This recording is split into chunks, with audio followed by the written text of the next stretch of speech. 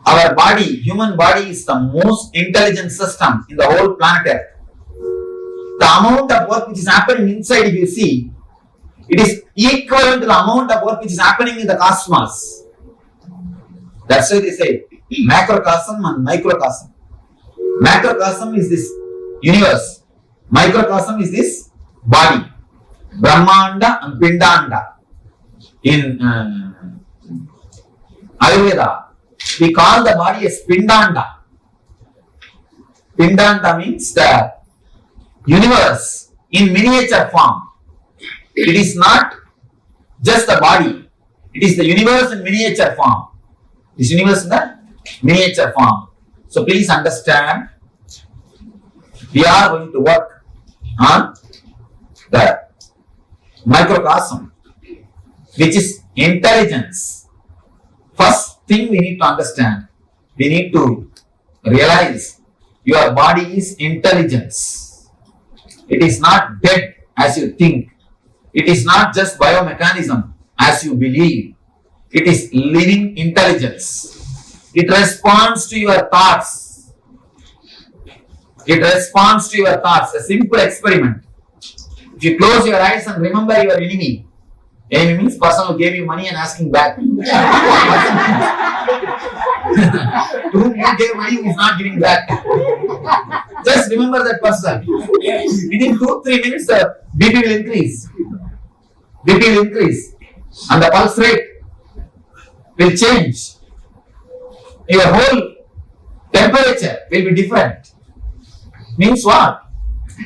Your body responds to your thoughts. Your body responds to your thoughts. Same way, any scene or body which awakens fantasy, immediately the body temperature is different. Immediately your body is different. Please be very clear. Your body responds to your thoughts. If you are frightened, if you are suffering out of any fear, if you have a fear stroke, immediately you can see your body temperature is different. Your body continuously responds to your thoughts. It is pure intelligence. Here, we are going to work on the Vada, Pitta and Kapha. The toxin.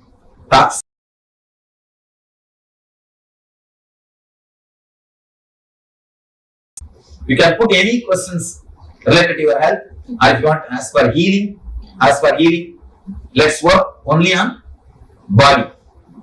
First thing, now we are going to work on removing the toxins from the body. It's a meditation. I cannot call this as a meditation. I can say it's a kriya, because the word meditation has got a different meaning. These are all kriyas to awaken the energies of your body, to clean the body. I can say it's one of the important kriya from Ayurveda system.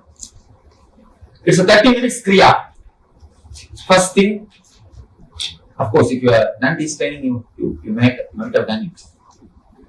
It's related to the bioenergy. First thing, you will continuously shake the whole body. First 10 minutes. Second 10 minutes. Of course, it's very funny. If you have done our LBP, you know the Manipura meditation, catharsis. Here again, I am using the catharsis to clear the pitta. See, there are all the three energies. All three energies will be balanced by these three steps. First 10 minutes, I wanted you to completely shake the body. If you have you seen the Parkinson's people? How they shiver? Like it, now consciously shake. If you don't do consciously, body will start doing after some time. Because so much of toxins added. What will it do? It will start doing by itself. Now let us clear everything. These are some kriyas to clear the body, to clear the toxins. First thing, 10 minutes, shake. Completely shake the whole body. Don't allow even a single net energy center to rest. According to Ayurveda, we have 74,000 energy centers in our body. 10,000 is in the head. 74 in the body. And you will be surprised, only 13,000 you use from your birth to death. From your birth to death, you use only 13,000. All other energy centers, they take VRS without even joining the duty. They just take VRS without even joining the duty. They never come to life. You never use that. Now, you are working to awaken them. First thing, 10 minutes, completely, wild way, shake your whole body. Your hands, legs, neck, the whole body, as wildly as possible. Let it be completely, let it become like a liquid. I'm just making your whole body as a liquid. As of now, it is solid. Just tense, like a stone. That is why you will never allow the energy flow. That is why you never allow the self-healing effect to happen in your system. Whatever prints are there, just you hold them. You just hold them. You never let the breeze in.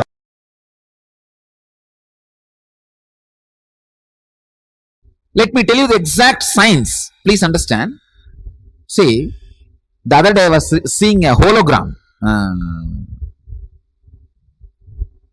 Maybe it's a some 2-inch by 2-inch size. On the pyramid, one dolphin is jumping. That's a hologram. So if you cut smaller, whatever size of piece you make it out of it, the full hologram is there as it is. Can you understand what I am saying? See, 2-inch by 2-inch. If you cut as a 4 piece, the full hologram is there. If you cut as 8 piece, the full hologram is there. If you cut as 100 piece, the full hologram is there. Just like that, Master's body is cosmos. The macrocosm in microcosm in its full form is Master's body. That is why the initiation is possible.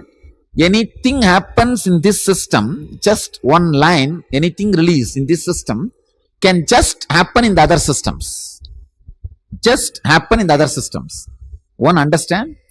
The Master's body is like a smallest possible hologram of the cosmos. Even then, even if you cut it as the smallest possible, the whole is there as it is. That is why Krishna in that small body, in that small mouth, able to show the whole cosmos to Yasoda. He just opened the mouth and Yasoda saw the whole cosmos. That is why, just in that small 6 feet frame, Krishna was able to show the whole cosmos to Arjuna. Arjuna was not hypnotized. Don't think that fellow is such a dull-headed, he can never be hypnotized. No. You live around such a charismatic person like Arjuna, like Krishna, and go on questioning him for 18 chapter. I cannot conceive the dumbness of Arjuna. I only can justify it as, oh, he did it for the sake of us. It is only justification. I cannot handle Arjuna. I am telling you very clearly. See, it is almost like much more than 10 inner awakening in the war field. What I do in 10 inner awakening, this poor fellow Krishna has to do in war field. It doesn't have mic, doesn't have a setting, silent atmosphere, doesn't have the ambience, and all the fellows other side are waiting. And he has to give all the theories and theology and philosophy and whatnot, and has to show the whole Vishwarupa. Vishwarupa is the initiation. And after the initiation, this fellow is asking, how do I attain surrender? I would have said, just get lost. Krishna with so much patience, unimaginable patience, he handled it. Unimaginable patience. The Krishna's patience. Anyhow, understand, Master's body is the smallest bit of the cosmos. That is why when he releases something, it happens in you. But there are many bodies, I can say many bodies was not prepared with samana. Those bodies are only not able to, I saw many of the ashramites came and reported to me, Swamiji, physiologically my body levitated or I don't know, but psychologically I saw already that I am feeling, I was lifted, so light. How many of you had that experience? Psychologically you are up. Great. So even for you guys I can say the samana was not damaged samana. See, if physically your body is up, you have a perfectly healed samana. Samana is the air process which is responsible for spreading the air all over the body. Physically, if you are levitated, you have a healed samana. If you are only psychological levitation, you don't have any wound in samana. But if you are neither psychological nor physical levitation happen, means your samana needs to be balanced now, needs to be healed.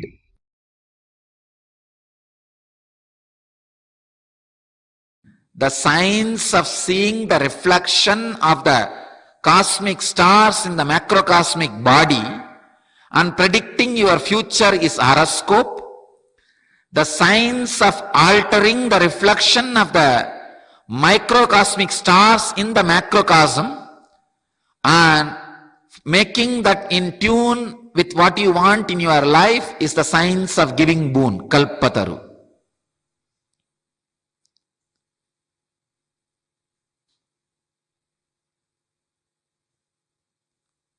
That is what exactly I do in the kalpataru. I look into your eyes, stop the deflections and restlessness created by this Raman effect in your inner space, the microcosm. See the reflection of the stars where the grahas are standing. Then I ask you, what do you want? The moment you say, what do you want? I say, all right, tadastu, so it be. All the grahas suddenly alter themselves and change. As Krishna wanted, the moment Krishna wanted, Amavasya happened. The moment these things are wanted, all right, let him have it. Immediately the grahas alter and stand as you requested or what you wanted. Then simply that happens in your life. Krishna did the same thing. He saw in his inner space, saw the reflection of the sun and the moon in him, beyond the Raman's effect.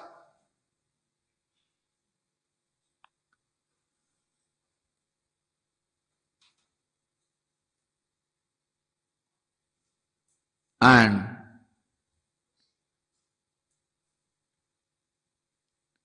he just looked in and he saw the sun and the moon were supposed to meet tomorrow. Just looked in and felt, let the Amavasya happen, let both of them meet. The meeting has started happening and he started giving Shraddha. When the meeting has happened in the inner space, it has to happen in the outer space. Both of them landed and meeting has happened. Amavasya was preponed.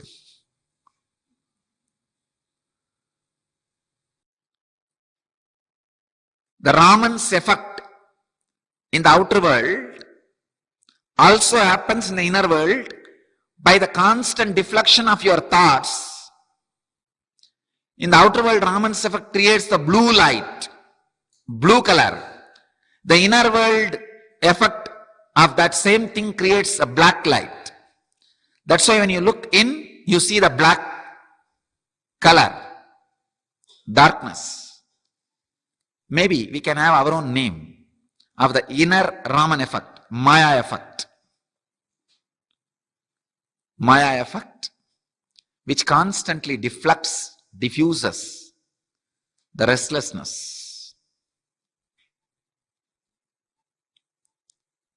If you can look through the Maya effect, you will see the stars, the reflection of those cosmic stars in the microcosm, and alter those things as you want. Understand, these are not just some stories, mystical things. It is practical way to change your day-to-day life as you want.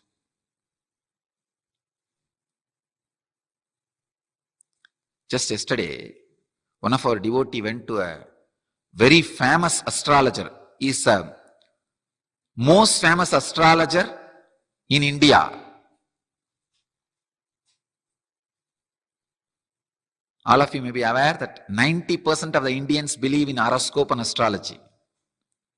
He is the most famous astrologer. More costlier than the greatest criminal lawyers of the country. One of our devotee went for his purpose. Suddenly that astrologer saw the mala, my photo, and then started talking about me, and then suddenly it seems he said, studying my horoscope and astrology and all the timings, it is proved he is incarnation. Because he is incarnation only, he is still alive. Otherwise, 32 is the time. He has made it very clear. 32 is his age. He should have been dead. But just in a very simple way, such a strong law of life was changed by him.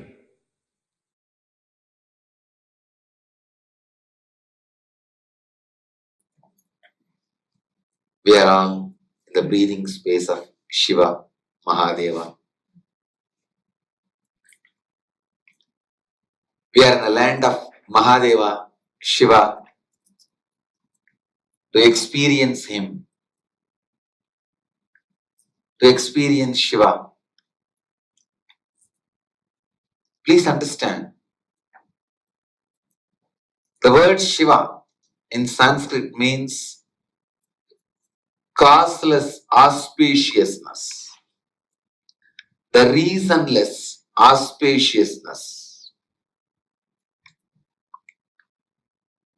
which is the source behind the existence, which is the force behind the existence.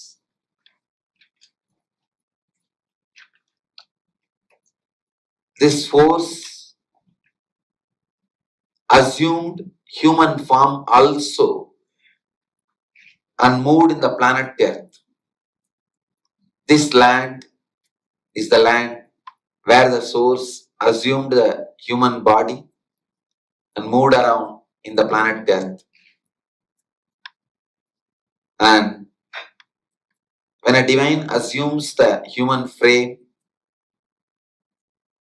it can any time go back to the higher frequency and reside in that formless state, or reduce the frequency again, assume the human frame.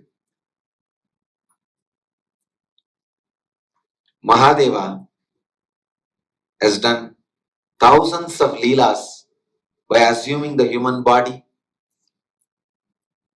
and again relaxing into the formless energy. This area, this part,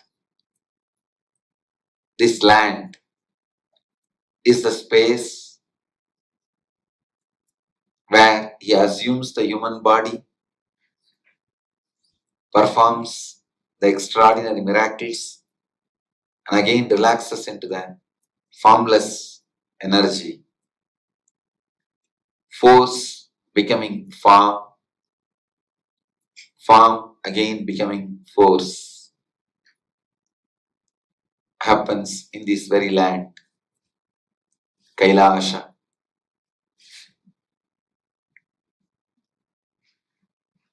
Kailasa is the mitochondria of macrocosm. Please understand how mitochondria is the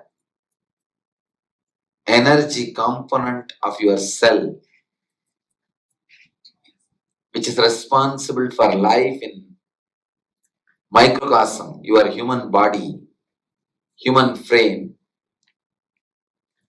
Kailash is the mitochondria for the macrocosm, the whole cosmos.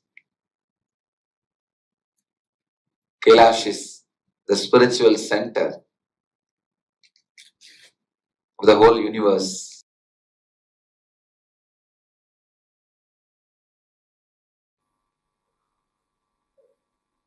Fourth verse in Isavasya Upanishad. Please recite along with me. Anejadegam manaso javiyaha nainatteva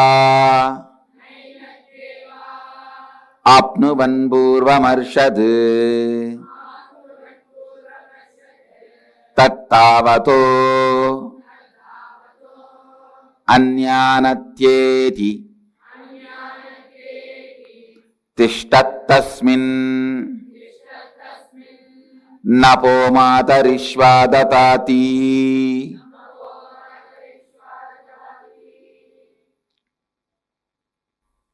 Last few days we worked on this verse. Understand, this verse is God is declaring about Himself.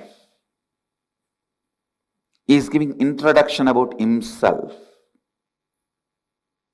Consciousness is declaring about itself. Anejat ekam manaso javiyaha. Just consciousness is declaring about itself. What I am. Understand?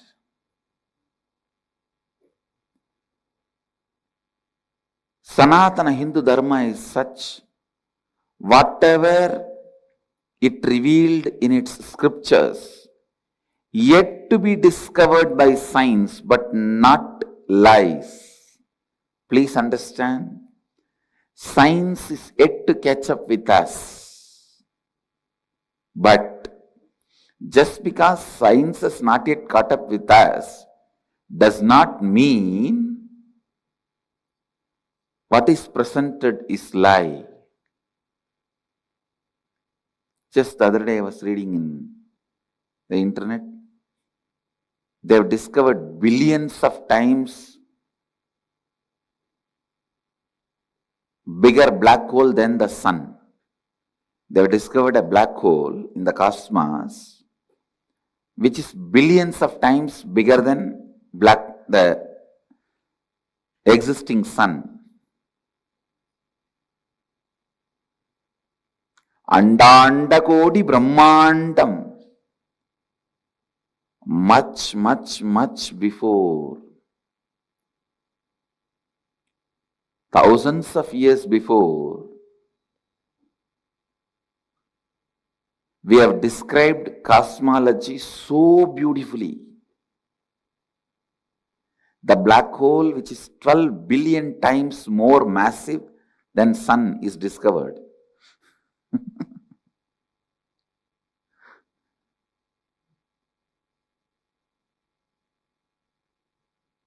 Understand?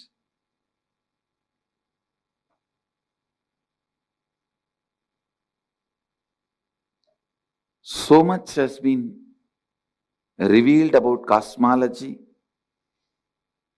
by our Upanishads, Vedic tradition, even about the number, time. When we are reading, we saw Kamikagama describes trillions.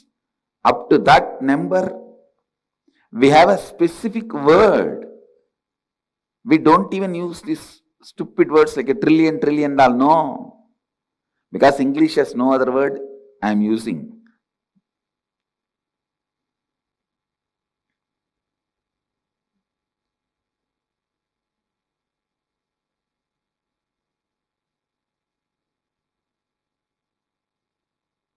100 million trillion is parartha. We have a word for all that.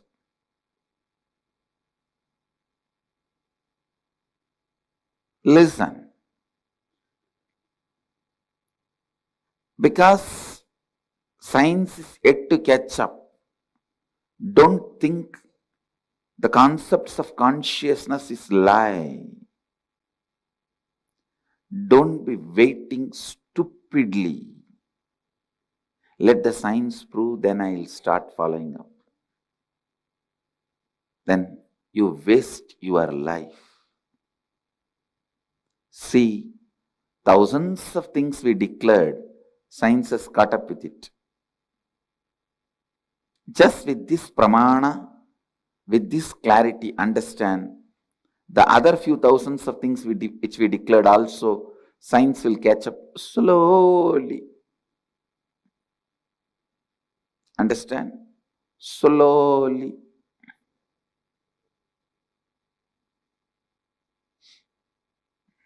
Anechat ekam manaso javiyah nainatteva apnuvan purvamarshat. This is the declaration by consciousness about itself. The super consciousness is declaring about its existence, about what it is. Not only we have revealed so much about the cosmology, the impact of the cosmology on your everyday life. Please understand, no other tradition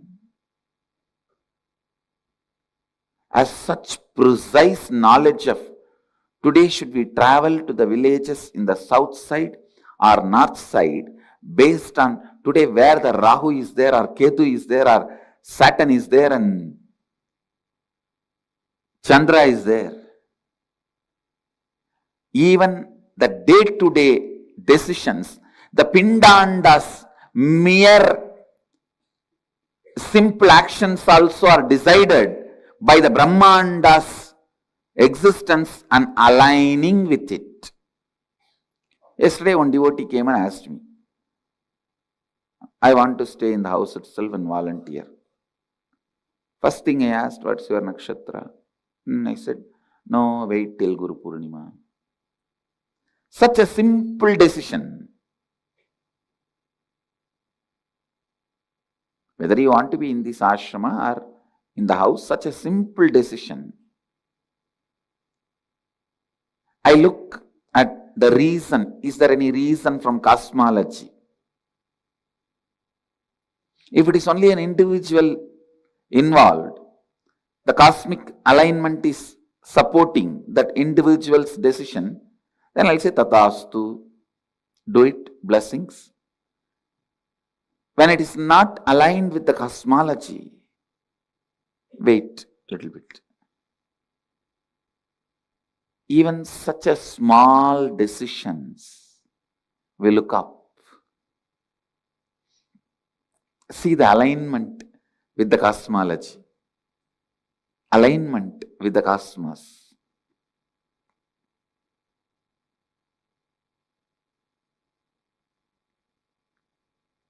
Sanatana Hindu Dharma is the tradition worked so much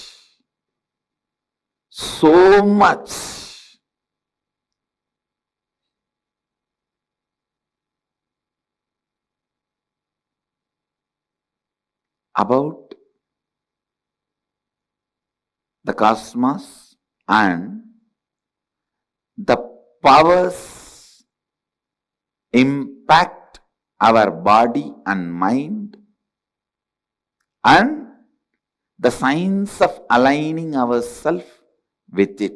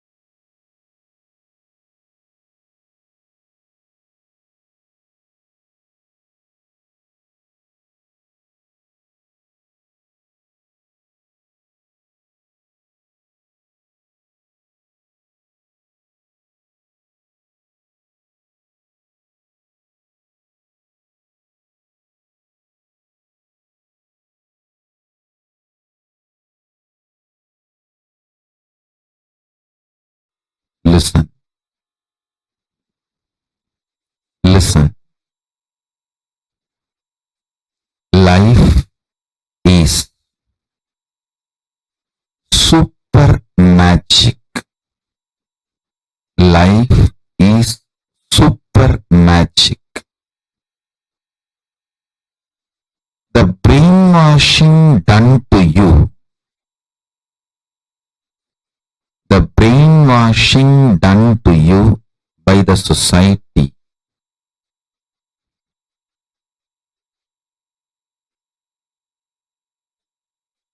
with a limited logic, because society wants to generalize. Listen carefully. Society wants to generalize to control human beings. The generalized data is made to believe by each one of you that this is what you are capable of. Listen. Listen.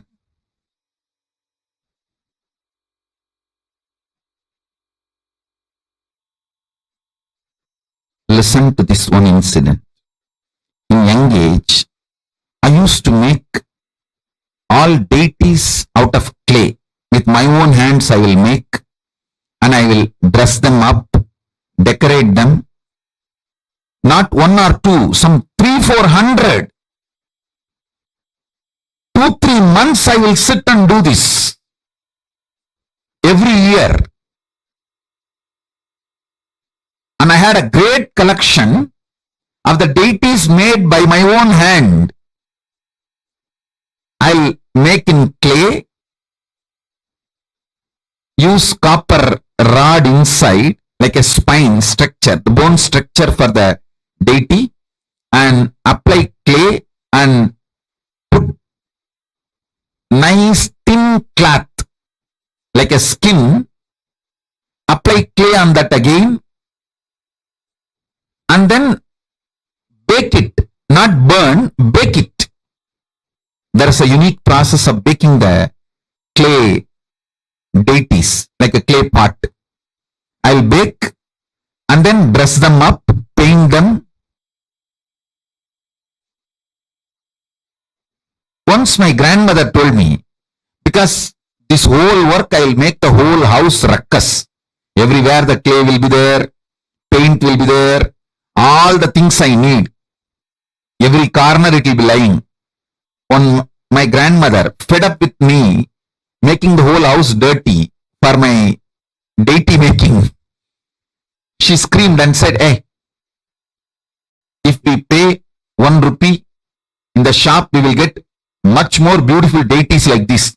Why are you wasting your whole day sitting and making on your own? I will pay 1 rupee and buy it from the shop and give you. Stop making." Then I ran to Arunagiririshwara. That was the time I was having his physical darshan. All of you are seeing Thiruvannamalai Moolavar, original Moolavar Abhishekam. Somebody made the video. We got it. You can all enjoy.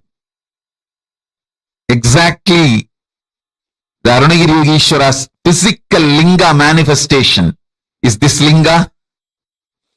On this deity only he appeared and gave me darshan. That ultimate Paramadvaita Diksha he gave me on this deity and as this deity. Listen, I was having darshan, physical darshan, so I ran to him and said, like this my grandmother is telling, but Arunagiririshwara was encouraging me doing the deity and dressing up, painting, all that he was encouraging. I said, you are encouraging me to do, but my grandmother is telling it's only 1 rupee worth. Why are you wasting your whole time? I will pay in the shop and buy the deity and give you. He laughed and said, with that 1 rupee you can get the deity externally, but when you make, what happens inside your brain, inside your system, You cannot get that from that 1 rupee deity. He told in Tamil, if you pay 1 rupee and buy, you will have the deity outside. But if you make it on your own, your inside also will become God. Outside also will become God. God.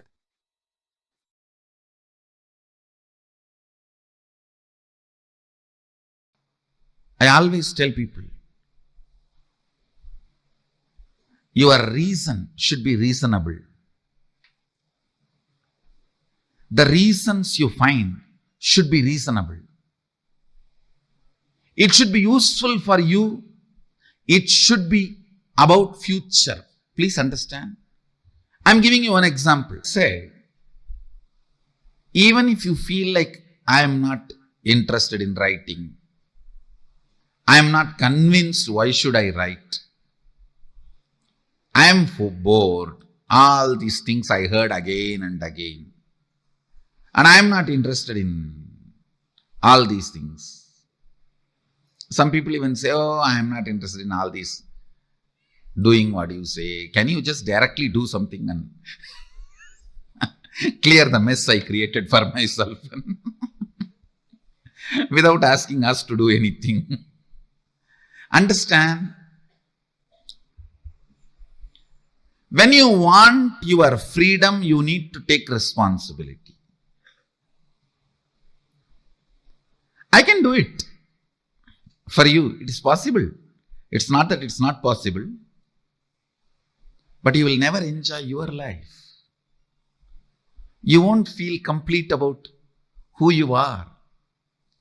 It is not only you making the way you want your life, enjoying that you made it the way you want.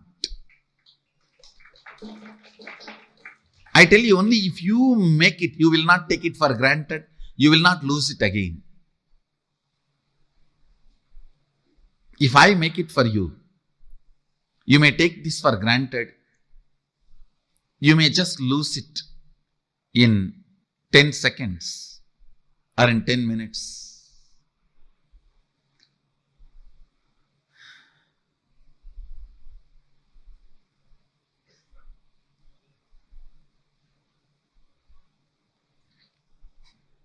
I'm giving you an example.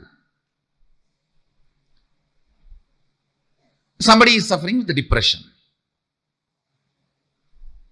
If you want him to get healed, the very diagnosis and the context with which diagnosis is done itself should be towards the goal of curing, healing, completion.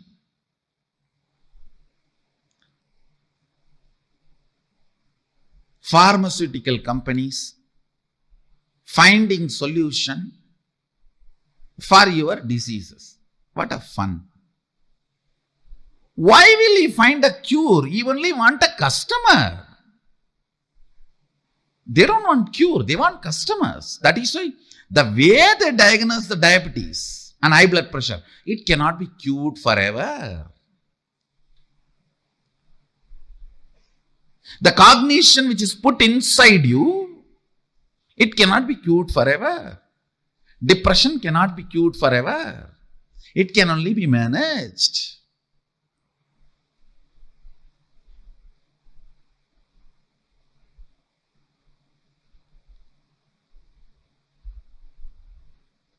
The way you diagnose, the way you discover the reason, that itself should be from the context of solving it.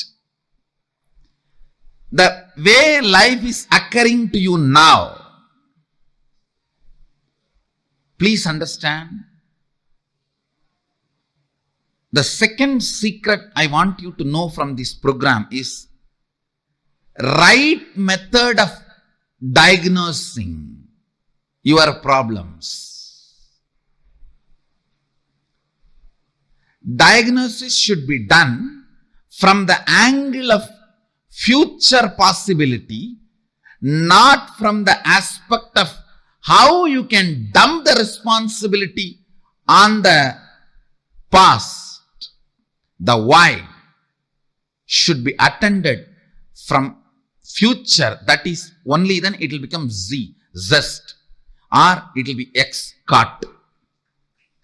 If you try to deal the Y from the past, it will be just X, cut, crass. Only if you deal it from the future, it can become Z, zest.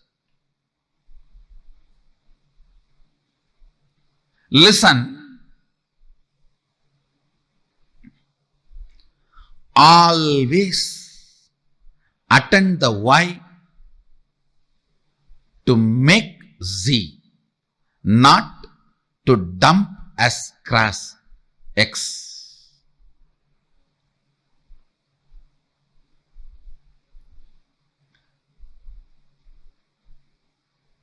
Depression. If the simple diagnosis can be done to a depression, any depression has to attract the high energy. It's a simple logic.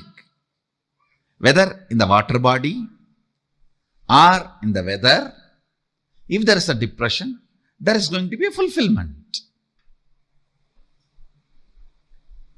Never you will listen this diagnosis or reason, understanding about depression, because nobody is interested in curing it. Everybody wants to encash on it. I tell you, most of the people enjoy your problems, because only when you have a problem, you will be dependent on them. By and by, you yourself start enjoying it. Because with problems, the infrastructure you established seems very useful and fruitful. You look very brilliant. When the problems become redundant, the infrastructure you established looks redundant. So the time you spent on all that looks very redundant. Just to make your past worthy, you go on making your problems relevant. Listen carefully. Listen carefully. There are at least, I can give you one example. There are at least 100 methods of transportation. More convenient, comfortable methods are already available without using the roads and petrol, diesel, the oil. Without using the oil and road. At least 100 methods of transportations are already available. Enough of balloons, methods. Just you can race for 200 feet and reach your office. All that is available. Nobody wants to make that popular, because all the energy, time we spent on road and oil will become irrelevant. So we will look like fools. I am giving you one example. Whether in the field of health, or whether in the field of communication, whether in the field of transportation, in every field, enough has happened. If you look at the why from the angle of solving it, but the why is not looked from the angle of solving it. Let me give you some more example which you can directly understand and analyze. See, now you have written a lot of lines, thoughts, ideas, how life is occurring to you.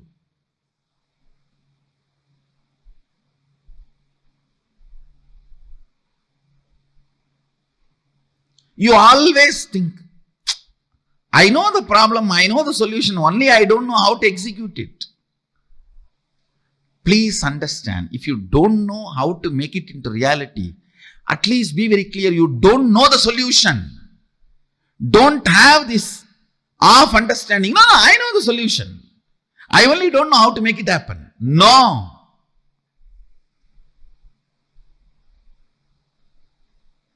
That is what I call consolation out of confusion. Trying to console yourself out of confusion. Understand, till the result happens, effort cannot be called as effort. Till the effect happens, effort cannot be called as effort. Somebody came and told me just few days before, one of my team lead person, I am putting so much of effort, result is not happening, Swamiji. I said, no. Be very clear, till the result happens, what you do cannot be called as effort. Don't have the wrong diagnosis, wrong reasoning. Wrong reasoning is delusion. Wrong reasoning is suicidal. Wrong reasoning makes you feel you are stuck in the life.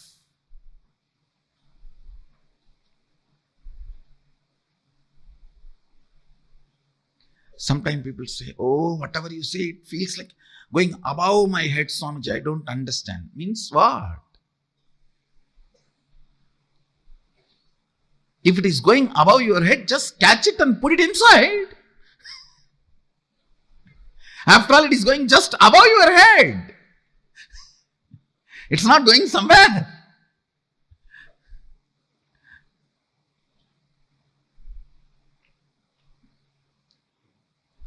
The first step,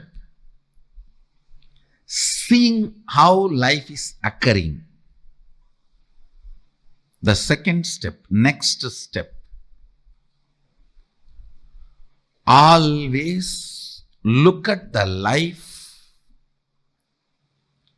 perceive the life, understand the life, reason with the life from the context of making it as you want.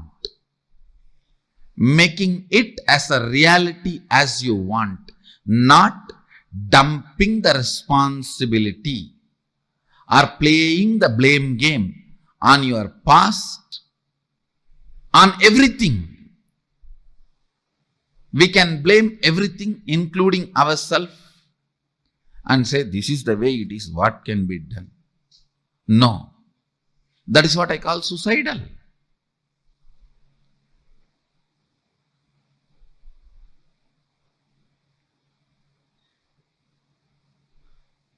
Many times we even start enjoying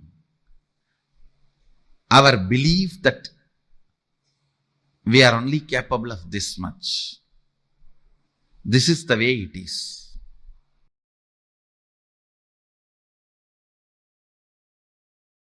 Please understand, postponing is the pattern which makes you not to see the stark reality as it is and gives you a kind of a consolation. Be very clear. If you don't do now, when are you going to do? What is going to move you tomorrow if you can't be moved today? I have seen even in the people's decision towards the spiritual initiation. For example, to attend the inner awakening. Everyone knows they have to transform, and everyone knows inner awakening is the path. But just by postponing, they console themselves saying, after all I am watching the satsang every day.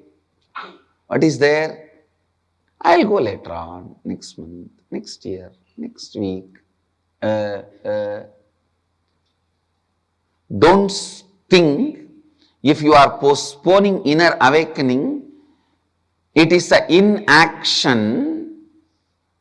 If you are postponing inner awakening, you are supporting inner slumber.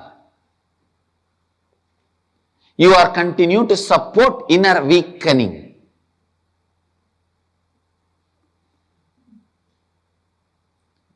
Don't think if you are postponing inner awakening, you are in some neutral place or inaction. No. You are continuing to entertain inner weakening. Either every day of your life makes inner awakening happen or inner weakening happen. If you live this science of completion, every day makes inner awakening happen or inner weakening happens by default.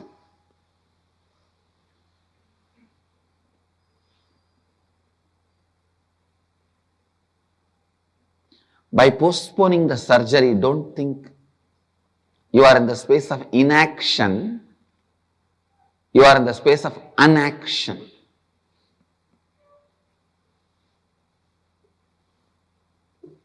There is a difference between inaction and unaction.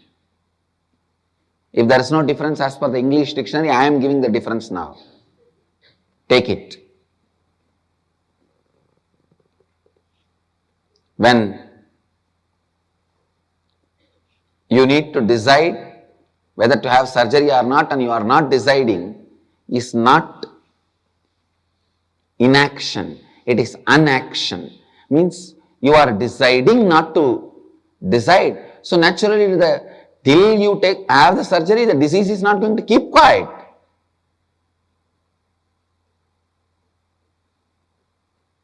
It is going to spread and take your life and make more life, the more miserable, make your life more miserable. Make your life more complicated. Listen.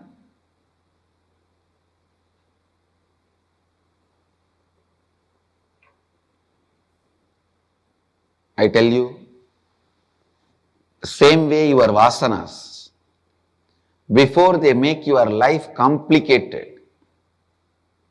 For example, if you are having gas trouble, before that leads to serious complications, use kadkapudi and clean it. If it becomes serious complication, after that just kadkapudi cannot help. Before it can become a serious complication, use the solution. Listen, same way.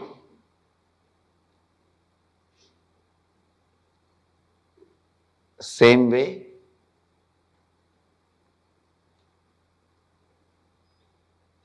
Before your vasanas complicate your life, create irreparable damages in your life and body and mind, do inner awakening and wake up. Complete. Inner awakening is like spiritual surgery. Go through it before your vasanas make serious complications. Listen. Listen. Postponing inner awakening is not inaction, it is non-action. It is unaction. When you postpone inner awakening, don't think your patterns and vasanas are just going to keep quiet. I read a one-liner. Wife says to the husband, "Hey, look at this computer, it is not listening to my command and working." The husband says, "Honey, it's a computer, not husband."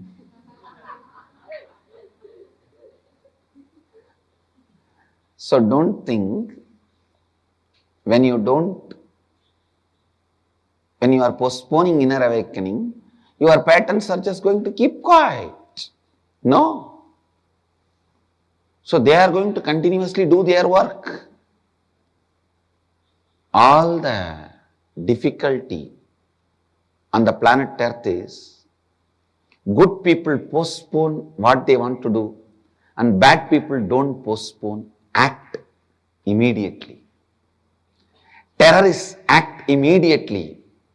Good people always postpone what they want to do. See, that's the worst thing for the planet Earth, for the world.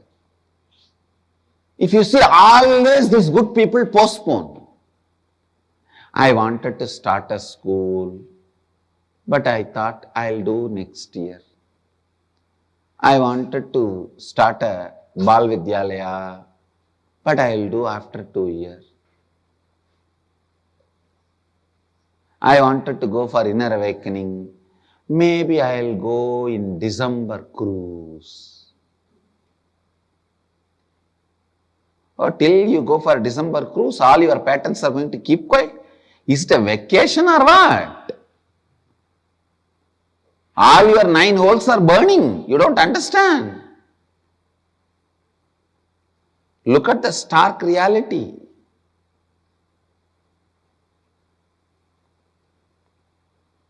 Listen. Good people go on postponing what they want to do. But the terrorists, are they going to keep quiet? Are they keeping quiet? Have you seen a terrorist? I wanted to bomb that building, but I'll do it after 2 years. No. If terrorists think like that, it is good for the world.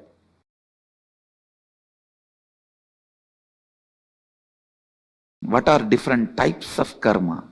Listen. The thought pattern which you don't enjoy, which you already feel it is outdated and which is constantly suffocating you, shrinking you, is sanjita karma. And the thought pattern in which you feel you are stuck, but you are able to cause few things as your reality in your life, that is agamya karma. But because you want to cause 1 or 2 things in your life as reality, the thought pattern you accept brings untold, unimagined, unexpected bondages, side effects, after effects in your life. That is called agamya. Listen. Husband is a person who stands by you during all the troubles, tortures, sufferings, pains, which will not be there in your life if he is not there. That is the definition of agamya karma.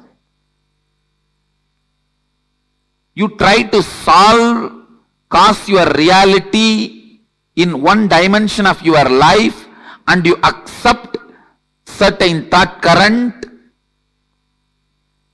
thought pattern into your lifestyle, which causes multiple other suffocations and bondages, unimagined, unexpected, untold, unbriefed.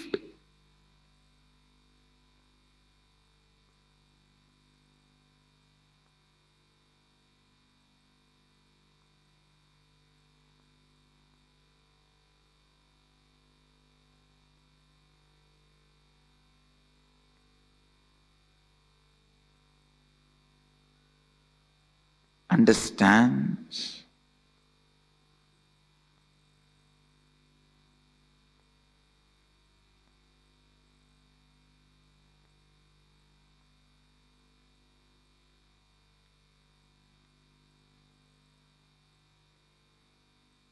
just because you want to own a home, sometimes you get stuck in the home for next 40 years paying your bank home loan.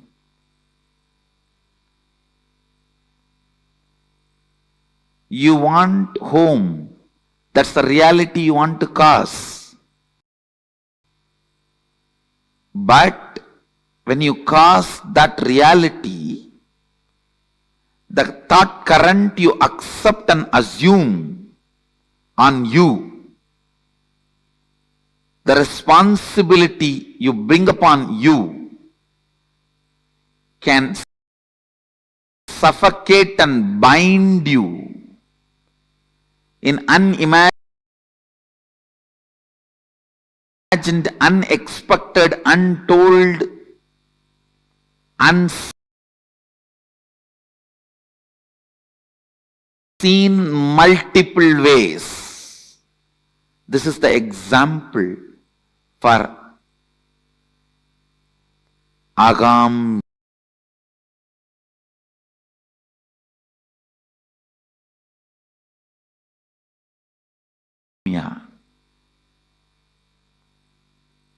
Prarabdha means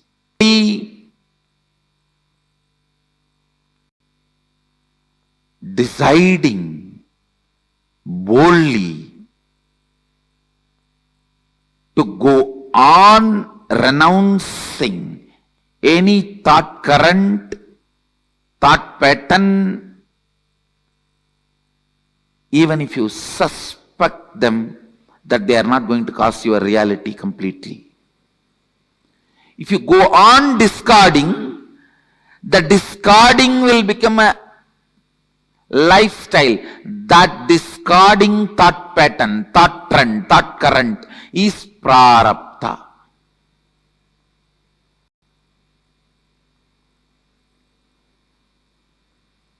Means only exhausting. No more accumulation. Waking up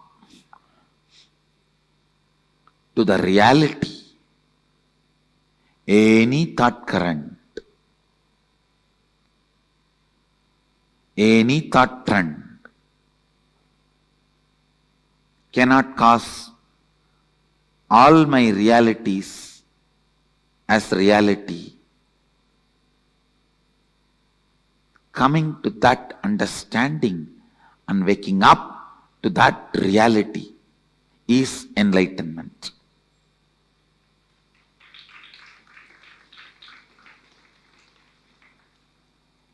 Not ready to be stuck in any thought current is the liberated thinking current. Not ready to revere, honor any thought current is liberated thinking current. Not ready to honor, revere any thought current is completion.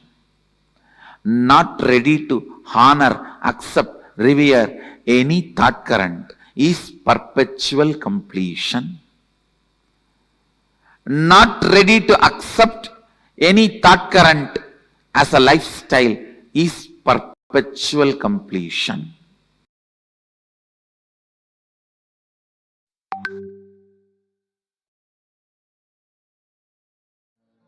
Paramashivoham.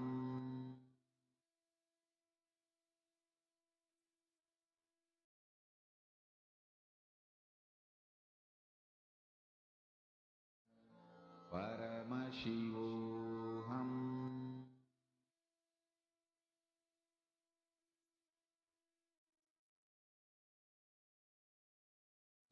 Nithyanandam, yes, we had such an awesome session now with Swamiji.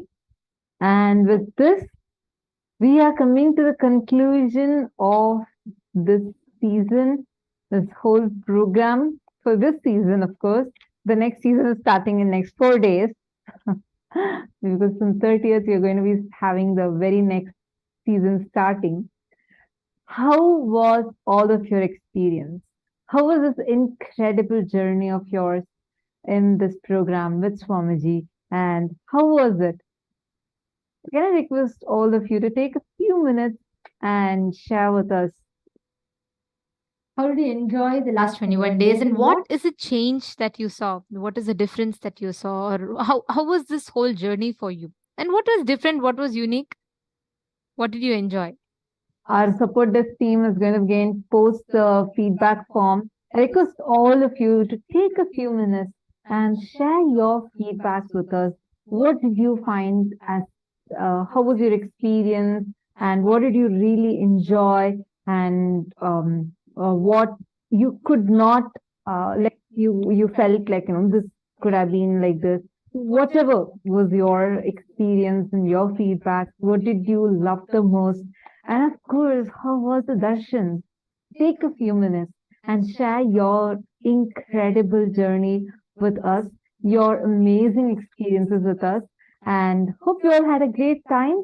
Last 21 days, how was it? Can you see a lot of messages?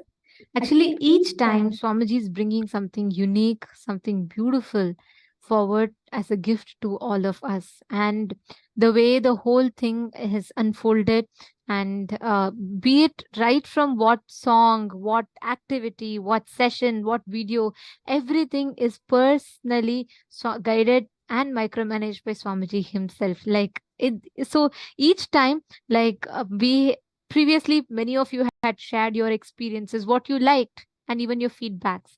And each time,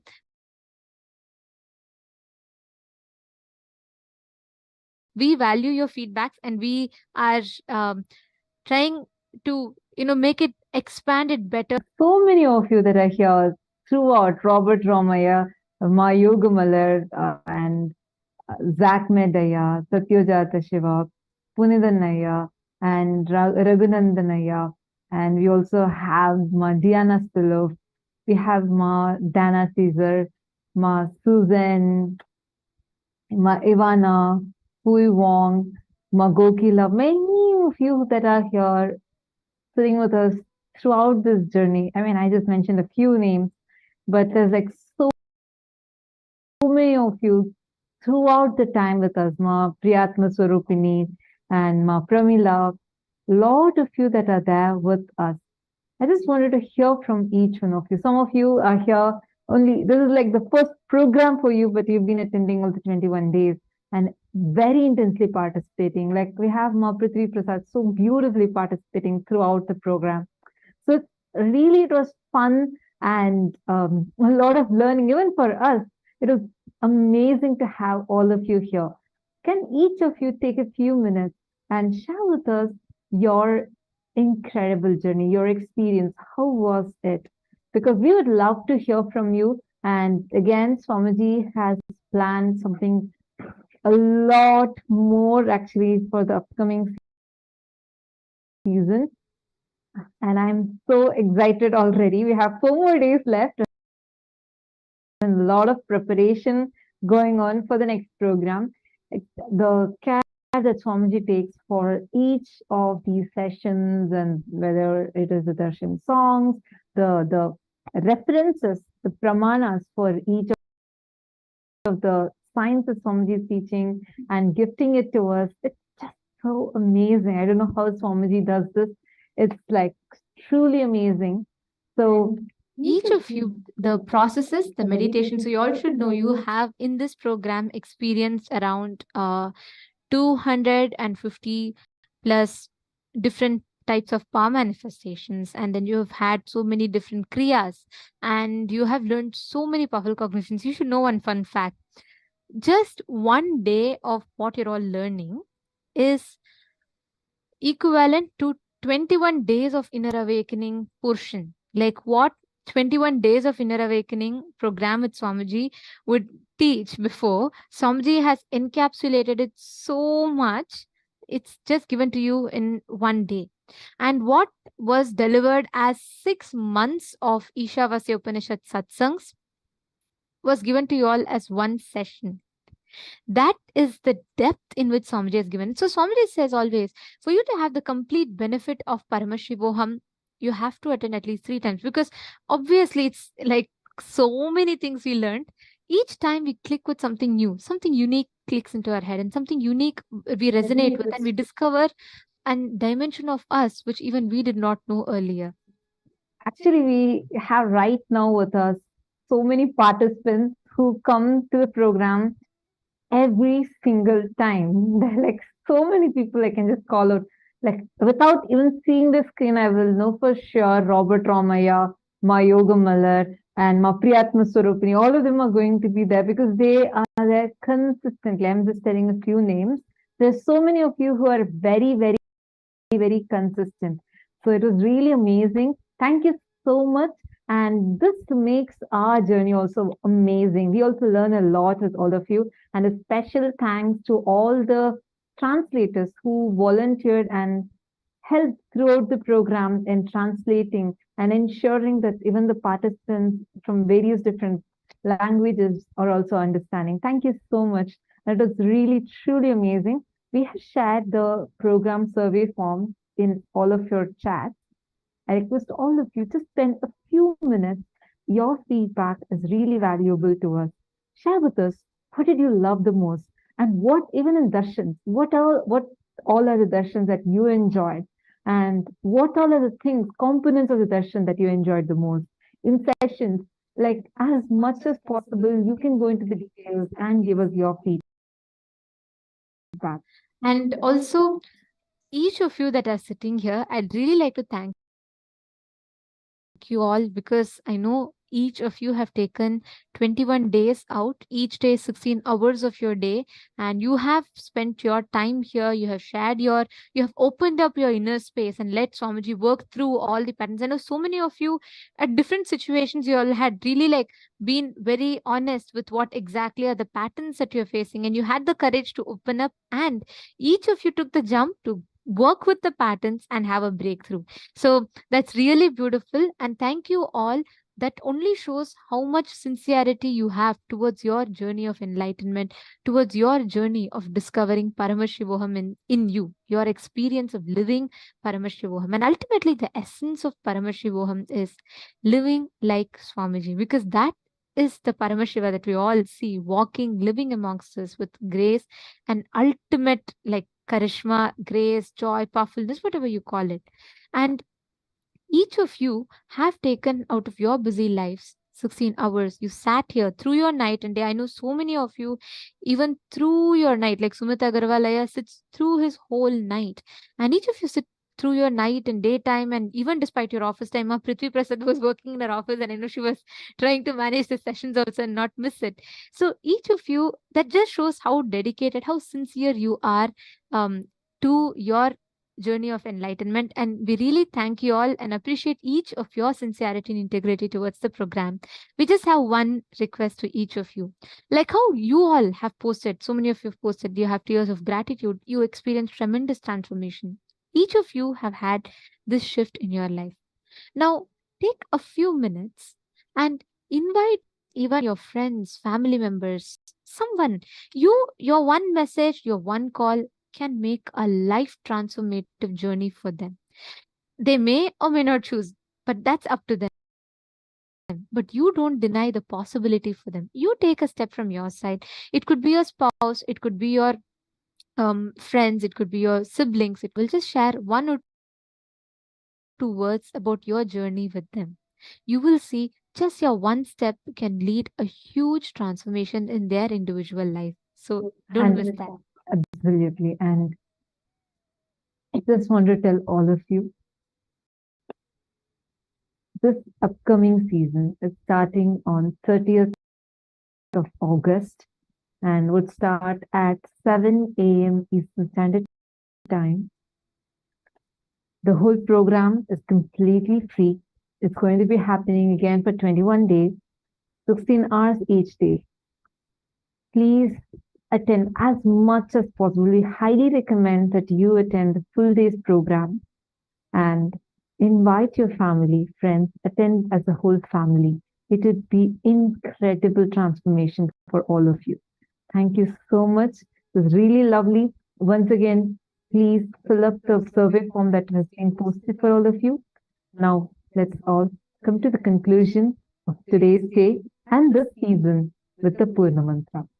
Om Purnamada Purnamidam Purnat Purnamudachyate Purnasya Purnamadaya Purnamevavasishyate. Om Shanti Shanti Shanti. Hari Om Tat Sat Sarvam Bhagavat Shri Nithyananda Paramashiva Padukarpanamastu. Om Nithyanandam. Thank you all, Nithyanandam. Nithyanandam.